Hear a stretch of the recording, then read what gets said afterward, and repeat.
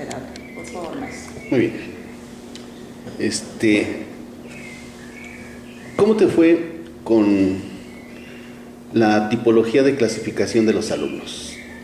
¿Cómo me fue? Al principio fue un poquito complejo trabajar con alumnos tan autónomos. ¿Sí? No, pero es con la clasificación misma. Ajá. ¿Te sirvió? Sí, sí. ¿Te es útil, funciona, es práctica, Sí. es operativa? Sí, maestro. ¿Es muy complicada aplicar? No. He de confesar que en algún momento yo decía que a lo mejor eso no nos podía servir. Sin embargo, cuando uno ya llega a la práctica el último año, dices, bueno, ¿y ahora cómo voy a trabajar con estos alumnos, no? Y entonces hay que revisar, bueno, mi fulano de tal es así, así, así, así, tiene estas características, mi grupo es así, a lo mejor no en su totalidad, pero sí en su mayoría. Sí, maestro, es un hecho, ahora sí lo puedo decir así, es un hecho de que esta clasificación de los grupos, esta clasificación de los grupos, de verdad es muy útil. Yo creo que, pongo el ejemplo de otros compañeros de otras especialidades que decían, cuando realizaban su documento, les ponían, mis alumnos son así, ¿no? Y para mí era como hasta raro leer lo que yo leía, ¿no? Valga la redundancia. Decía, bueno, ¿y qué tipo de alumnos son, no? Como que yo creía que todo el mundo conocía esta matriz de aprendizaje y todo, ¿no? No, es que tus alumnos son autónomos. ¿Qué es autónomo? ¿Qué son activos? No, pues mis alumnos son así, así, así. ¿Cómo están clasificados? No tengo ni la más remota idea, pero así son. ¿Sí? Entonces, a partir de esas situaciones yo me doy cuenta que realmente esto sí es útil. Que si nosotros no lo conocemos con estos lineamientos, a lo mejor con estas características que tiene cada grupo, no podemos saber cómo son nuestros grupos o cómo clasificarlos. Ok. ¿Te sirvieron las estrategias de reto, regla, negociación, rutina? Sí. ¿Las pudiste aplicar? ¿Las pudiste ver su funcionamiento? Sí, principalmente con el grupo que tenía de tipo activo, que había que llegar a negociaciones. Por ejemplo, con ellos, me acuerdo que cuando realicé este como taller del banquete medieval, yo ya lo había realizado con otros dos grupos, y con ellos, el día que lo íbamos a organizar, estaba hecho un relajo, ¿no? O sea, y yo dije, estos se van a matar, ya casi poco falta para eso, ¿no? Entonces, opté por, ¿saben qué? Vamos a cancelar ahorita la actividad, y tenemos una semana. Si yo veo que ustedes tienen cierto comportamiento, si cooperan, si ya no están tan desordenados, vamos a poder hacer esta actividad. E incluso yo tenía un video de los grupos que yo había trabajado, esa actividad, y se los mostré y dije, miren, ¿no? Así como para que vean de lo que se están perdiendo, ¿no? Entonces se los muestro, y dicen, no, es que sí lo queremos hacer. Y yo les dije, es que si ustedes son desordenados, no ponen de su parte, no esto, no el otro, y si yo estoy hablando esto y ustedes están peleando porque no, que yo quiero traer esto, que yo esto, que, o sea, dije, no vamos a poder hacer nada. Dije, y así como esta actividad no vamos a poder hacer muchas más. Entonces, esta negociación, sí, o sea, sí se puede, ¿no? O sea, ahí está bien, maestra, ¿no? Y como que se portaban bien, ¿no? Dice, no, y ya les dice, bueno, acuérdense que no hemos hecho la actividad de banquete, ¿no? Y a lo mejor era hasta como una amenaza, ¿no? En algún momento, no hemos hecho esta actividad. Y ya, ¿no? Se comportaban, sí, la negociación sirve, ¿no? Y como todo, ¿no? Yo creo que todos los seres humanos siempre estamos dispuestos a negociar, ¿no? Es decir, si tú me das esto, yo te doy esto, ¿no? Y si yo hago esto, tú vas a hacer esto, ¿no? Y finalmente los dos vamos a salir ganando, nadie va a perder aquí, todos vamos a ganar. ¿Sí? Bueno, entonces, quedamos que sí te funcionó esa parte del modelo, que es la matriz de aprendizaje escolar y sus estrategias de control. Sí. Bueno, la otra parte del modelo son los esquemas. No lo mencionas, pero en tu planificación ahí están los esquemas. ¿Cómo te fue con los esquemas? ¿Por qué son importantes o en qué te ayudaron los esquemas? Primeramente para organizar la información, porque los alumnos estaban muy acostumbrados a que nosotros trabajábamos, pero ellos lo más que podían anotar, o sea, no se podía estar explicando y haciendo preguntas, pero ellos anotando lo que ellos consideraban importante. Entonces, cuando les presento los esquemas, empezando primero por el cuadro resumen, digo, miren, este esquema nos va a servir para organizar la información, y con este esquema, o sea, cuando ustedes lo vean, van a poder recordar todo, ¿sí? Les va a servir para esto. Entonces, los empezamos a trabajar, y sí a ellos les ayudaron en el sentido de que su cuaderno ya no estaba repleto de letra, ya estaba su esquema, a lo mejor sí una que otra anotación, pero ya no estaba así como, ellos parecía que tomaban el dictado, todo lo que el maestro decía lo anotaban, ¿sí? Ahora con los esquemas ya no, organizan su información y ya no tienen ningún problema en ese sentido. Así como dijiste que se trabaja la línea del tiempo, que primero es una fase demostrativa, después una fase práctica, después una fase de aplicación, ¿a qué niveles llegaste con los esquemas? Al nivel de aplicación, maestro, porque por ejemplo yo les decía, presentábamos la información ya incluso en los 2 últimos bimestres, ya les decía, bueno, ya ahora sí ya trabajamos lo que fue la información, por así decirlo, o sea, qué esquema o cómo podemos recuperar todo esto que trabajamos en un esquema. Y empezaban desde decir, un cuadro resumen, ¿no? Porque para ellos era como lo más fácil, pero había quien ya decía, un diagrama espina, maestra, queda mejor. Bueno, ahora ustedes decidan, ¿sí? Porque debido al tipo de alumnos, es algo que yo recalco mucho en mi documento, ellos tenían como esa autonomía o esa libertad de decidir qué era lo mejor para ellos, o lo que a ellos les permitiera recabar la información que posteriormente la pudieran revisar y entenderla nuevamente. O sea, había alumnos desde que les encantaba hacer diagramas espina, hasta alumnos que decían, no, es que el diagrama espina es muy difícil, no me gusta. Pero había alumnos que decían, sí, un diagrama espina, y para todo querían hacer diagrama espina, ¿no? Pero había alumnos que hacían un diagrama proceso, un cuadro resumen, un diagrama árbol, un mapa conceptual, los esquemas que manejábamos, se manejan en el modelo didáctico. Bueno, ahí tenemos, como comercial te puedo decir que tenemos 10 tipos de esquemas diferentes de mapa conceptual, mapa mental y línea del tiempo. El otro elemento del modelo consiste en la sensibilización a partir de fuentes primarias, que en tu caso son las obras de arte. ¿Por qué es importante hacer esa sensibilización en las clases de historia? Porque es el acercamiento a la temática. Yo, por ejemplo, alguna vez, no en estas prácticas, pero sí en otra ocasión, quise hacer sensibilización. Voy a perder prácticamente 10 minutos, 5 minutos en la sensibilización si me puedo ir directamente a la información histórica. Pero yo me daba cuenta que a veces los alumnos como que andaban pero perdidos, ¿no? Con la sensibilización, ¿no? O sea, si yo les digo, por ejemplo, con la actividad del banquete medieval, los sensibilicé más o menos como era. Ellos prepararon desde los alimentos, decían, maestros, es que son muy asquerosos porque hacían habas de no sé qué, o sea, unos revoltijos que hicieron, prepararon lentejas con huevo crudo y decían, o sea, es que esto cómo se lo comían, ¿no? O sea, ¿ven? O sea, las cosas no son así. Los sensibilicé en esa época, cómo es que era la vida. Yo partí principalmente en el caso de la Edad Media. Primeramente ellos observaron obras de arte de la Edad Media. A partir de ahí hicimos lo que fue el banquete medieval y posteriormente ya iniciamos con la información histórica. Y esto a ellos, esta sensibilización no solamente con esto del banquete medieval, sino con todas las obras de arte. Por ejemplo, hacíamos comparativos a veces de una época del arte con otra. Por ejemplo, hicimos un comparativo de una pintura de la Edad Media con una del Renacimiento y lograban ver la diferencia, ¿no? Es que esta es así, tiene una temática religiosa, esta se basa ahora, en la belleza del cuerpo, entonces era esta relación primera, sensibilizarla y ahora sí, irnos a lo que es la información histórica.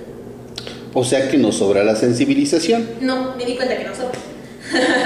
Al contrario, por ejemplo, en mi caso yo a veces dedicaba hasta una sola clase a la pura sensibilización. Son una sola clase dedicada a pura sensibilización. Desde música, a lo mejor que probaran, que olieran. Cuando trabajé en una clase de intercambio de especias, les llevé lo que fueron especias, que tocaran, que probaran, que olieran, desde el tabaco, lo que es chocolate, probaron chocolate de Oaxaca, que es como puro, digamos, en el sentido del sabor del cacao, estas situaciones, y sí, les gustaba y con esto lograban relacionar, ahora sí, con la información histórica, y aparte les era como atractivo, como que ya no era siempre lo mismo, sino ahora era desde otra perspectiva. Ok, entonces recapitulemos. Primero hacemos el diagnóstico del grupo y aplicamos estrategias de control de acuerdo a cada tipo de alumno. Sí. Después hacemos como anotaste en tu presentación, la clase interactiva, que consiste en la sensibilización y los esquemas para manejar la información histórica. ¿Hasta ahí vamos bien? Sí. Perfecto. La siguiente parte son los talleres, ¿no? Que empezamos con inteligencias múltiples, después seguimos con museología, periodismo, dramatización y cerramos con proyectos. En tu caso, trabajaste más tres talleres, ¿no?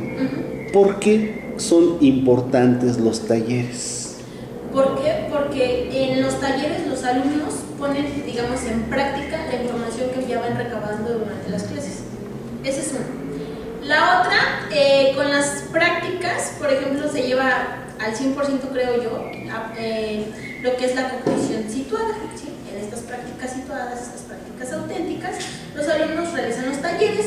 Y otra es que los entusiasman, ¿sí? Les genera esta motivación, este interés, los motiva a veces a investigar, ¿no? O sea, sí, ya tengo cierta información que el maestro me proporcionó, pero yo quiero saber más de esto. Y entonces voy, investigo, reviso y ahora sí complemento a lo mejor la información que el maestro pudo haberme dado en mi taller. Sí, por ejemplo, en el caso de museo, yo les había dado ciertas obras de arte, ¿no? Y les dije, ¿saben qué? Vamos a investigar otras. Y investigaron muchísimas más, o sea, desde Rafael, que todas las obras, por ejemplo, a los alumnos no conocían lo que era Botticelli, ¿no? No lo habían oído mencionar.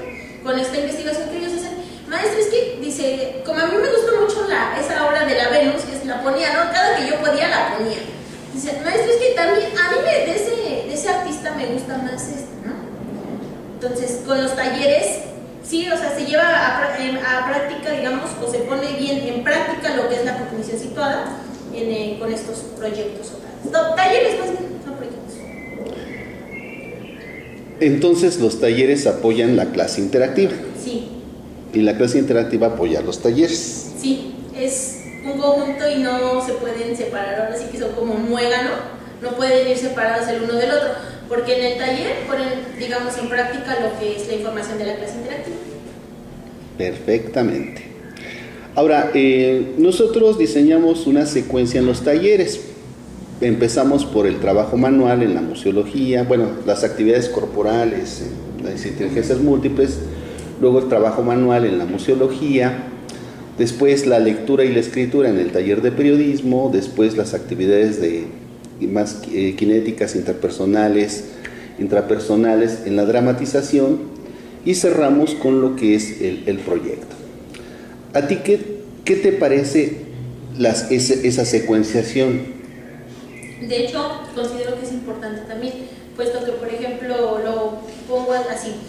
Cuando ellos hicieron el noticiero histórico, se dieron a la tarea, por ejemplo, primero de redactar, ¿no? E irse preparando para lo que sería ahora la dramatización, ¿no? Que de igual manera tenían que ser un guión, esto y lo otro. Los alumnos, cuando hacen el proyecto de noticiero histórico, son como un poco tímidos, ¿no? En este sentido de actuar. Y es que a mí me da pena o esta situación. Y yo les decía, y este es el principio, porque el último taller que vamos a llevar a cabo es dramatización. Y con esto les decía, nos estamos apenas preparando, ¿no?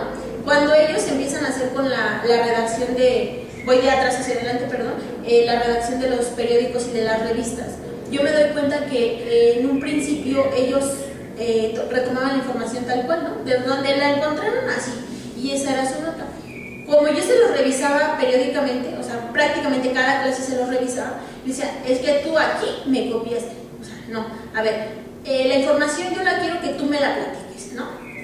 Y bueno, cuando hablaban de revolución, y entonces se ponían en su papel de escritores y reporteros de periódico y escribían, ¿sí? Cuando realizan su guión para el noticiero histórico, yo me doy cuenta que es un guión que está realmente bien estructurado, ¿no? Desde a lo mejor el saludo, y fulano de tal va a decir esto, y sutano, y ahora entra esto, ¿no? Entonces cuando eran sus ensayos, decía, te toca, vas tú, ¿no? Y los equipos del noticiero histórico estaban organizados en equipos, y cada equipo tenía un líder, ¿sí? Ese líder, valga la redundancia, tiene características de líder, ¿no? Es decir, aquí se hace lo que yo digo, ¿no? Decía, fulano, tú te tienes que aprender esta parte, porque vamos a ensayar y tienes que saber en qué momento vas a entrar, ¿sí? No puede ser en otro momento. Entonces, este orden que tiene, digamos, los talleres, como dice usted, menciona, de empezar por lo más sencillo, por así decirlo, a ir a lo más complejo, sí se nota. Yo creo que si empezáramos primero por un noticiero histórico, realmente sería un desastre. ¿Por qué? Porque los alumnos todavía no saben redactar, ¿sí? No saben a lo mejor escribir cómo sería un noticiero en esta situación. Empezando con el taller de manualidades, ellos empiezan así como que es como el gancho, digo yo, para motivarlos a hacer los proyectos. ¿Por qué? Porque, por ejemplo, cuando trabajé el taller de museo, ellos prácticamente hacían a un lado todas las bromas y se tiraban en el piso, ¿no? Y entonces empezaban a moldear que su plastilina, o empezaban a dibujar, lo que ellos tuvieran que hacer. Y ese para mí como que fue el gancho, ¿no? O sea, dijeron, bueno, si ahorita hicimos eso, ¿qué podemos hacer más adelante, no? Entonces, por eso es como la importancia de este orden que tienen los talleres. Vuelvo a lo mismo, no podríamos empezar de un noticiero histórico o a lo mejor de un periódico si no saben, a lo mejor empezando desde lo manual, ¿no? Y buscar materiales para su periódico, esta situación, esta creatividad, o sea, siento que no se podría, tiene que llevar todo un orden. Entonces el modelo es el diagnóstico, las estrategias de control, la clase interactiva y la secuenciación de talleres. De talleres, exacto. ¿Cómo te resultó eso en la práctica? ¿Qué resultados tuviste de esa aplicación de ese modelo? He de decir que los mejores, maestros. Los mejores en cuanto que primeramente con el uso de los esquemas, los alumnos ya dejaron de lado como esta mala costumbre que tenían por anotar todo lo que el maestro decía. Posteriormente, los talleres y esto los motivaba, los ayudaba, ¿sí? Esta secuencia lógica que tenía que llevar, de igual manera. O sea, yo creo que el modelo didáctico, en algún momento vuelvo y reitero, o sea, yo decía, no me va a servir, no lo voy a utilizar, le voy a hacer las adecuaciones y voy a hacer de mi clase lo que yo quiero, ¿sí? Sin embargo, cuando yo llego a la práctica, me doy cuenta que las ideas que yo traía, pues eran de los más obsoletos y absurdos. Que no, que tenía que utilizar ese modelo para ayudarme y para obtener los resultados que finalmente se vieron reflejados en mi práctica. Entonces, sí es útil, demasiado útil, diría yo. ¿Tú crees que esto que decimos del modelo está escrito en algún lado?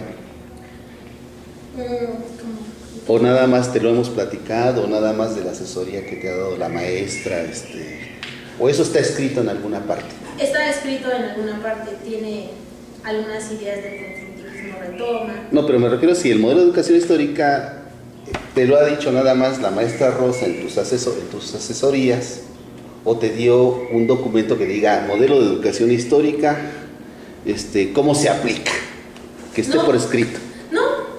No, o sea, nos dan a lo mejor cómo está conformado, ¿no? ¿Cómo se aplica con los pasos que... O sea, pero tú no viste ningún escrito. No, solamente los PowerPoint que nos presentaban cómo es el modelo. ¿Y crees que exista algún escrito así? Sí. ¿Sí crees que exista algún escrito así? ¿Dónde? Todavía no lo sé. Bueno. En algún lugar de este país, supongo, ¿no? Revista Historiodidáctica de Barcelona, 2 artículos. Revista Enseñanza de las Ciencias Sociales de la Universidad de Barcelona, 1 artículo. Revista Historia y Ensino de Brasil, otro artículo. Ahí está escrito. Lo voy a checar. Bueno, pues yo te agradezco mucho y te felicito. Muchas gracias, maestro. Muchas gracias, maestro. Pues Aurora, ahorita que... Es que tus alumnos son autónomos. ¿Qué es autónomo? ¿Qué son activos? No, pues mis alumnos son así. ¿Cómo están clasificados? No tengo ni la más remota idea, pero así son, ¿sí? Entonces, a partir de esas situaciones yo me doy cuenta que realmente esto sí es útil. Que si nosotros no lo conocemos con estos lineamientos, a lo mejor con estas características que tiene cada grupo, no podemos saber cómo son nuestros grupos o cómo clasificarlos. Ok.